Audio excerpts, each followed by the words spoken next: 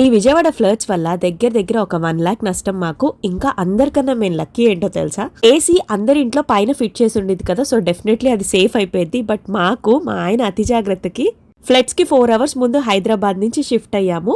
AC పాడవకూడదని చెప్పి fridge పైన పెడితే ఫ్రిడ్జ్ వాటర్ లో తేలిపోయి ఏసీ కింద పడిపోయింది. అదే కాదు టీవీ కూడా అంతే అయ్యింది. అట్లీస్ట్ అవి ఎక్కడున్నాయి అక్కడ పెట్టున్నా కానీ కొంచెం సేఫ్ అయ్యాయి. కబోర్డ్స్ అన్ని బూజు పట్టినాయి, చూసారు కదా లాస్ట్ వీడియోలో. అవన్నీ పీకేసాము, వాటిల్ని బయట వేసేసాము. ఇంకా చెత్త వాళ్ళు వచ్చి తీసుకెళ్లిపోవడం తప్ప నో యూస్. కొత్త కబోర్డ్స్, పెయింటింగ్స్ ఇవన్నీ కలిపి ఇంకొక 1 week పట్టిద్ది మాకు మొత్తం సెట్ కావడానికి. ఆ గోల మాది. దీనిదేమో బైక్ టైర్లు టైట్ అయినాయి అంట.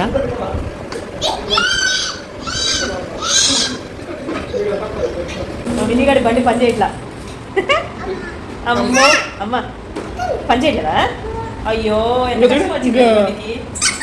అది మా పరిస్థితి. ఇప్పుడు అందరూ సెట్ అయ్యారా? కింద కమెంట్ చేయండి. బాయ్.